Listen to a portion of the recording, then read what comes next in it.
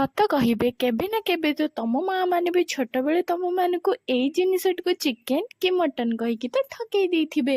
ଏଥିରେ ଏଇ ବିଚାରା ଇଞ୍ଚଡଟିର ଦୋଷ ଯେ କଣ? ବହୁତ ଜାଗାରେ ଆର ନାମକରଣ ତ ବହୁତ ପ୍ରକାର କରାଯାଏ। ଆଉ ସାଙ୍ଗମାନେ ଆପଣ ମାନେ ଆକୁ କୋଉ ନାଁରେ ଡାକନ୍ତି କମେଣ୍ଟ ସେକ୍ସନରେ କମେଣ୍ଟ କରିଦେବେ ନିହାତି।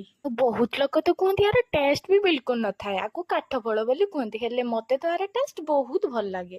ଆଉ ସେଇଥିପାଇଁ ତ ମାର୍କେଟକୁ ଆସିବା ମାତ୍ରେ ମୁଁ କଳି କଳି ଇଞ୍ଚଡା ଦେଖିକି ଆଗେ ଯାଇକି ନେଇ ଆସେ।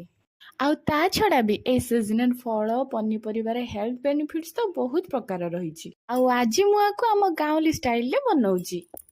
ମୁଁ ପ୍ରଥମେ କରେଇରେ ପାଣି ଦେଇକି ଇଞ୍ଚଡ ଗୁଡ଼ିକ ସିଝେଇ ଦେଇଥିଲି। ତାପରେ ତେଲରେ ଗୋଟା ଗରମ ମସଲା ପିଆଜ ପକେଇକି ଟିକେ ଭାଜି ଦେଇଥିଲି। ତାପରେ ଅଦା ରସୁଣ ପେଷ୍ଟ ଦେଇ ଦେଇଥିଲି। ତାପରେ ଭାଜି ରଖିଥିବା ଇଞ୍ଚଡ ଗୁଡ଼ିକ ପକେଇ ଦେଇକି ତାକୁ ଟିକେ କଷି ଦେଇଥିଲି। କଷିଗଲା ପରେ ସେଥିରେ ପାଣି ଦେଇକି ବନେଇ ଦେଇଥିଲି ଗୋଟେ ଟେଷ୍ଟି ବାଲା ଗାଉଁଲି ଝୋଳ। ଆଉ ସାଙ୍ଗମାନେ ଆପଣମାନେ ଜଣେଇବେ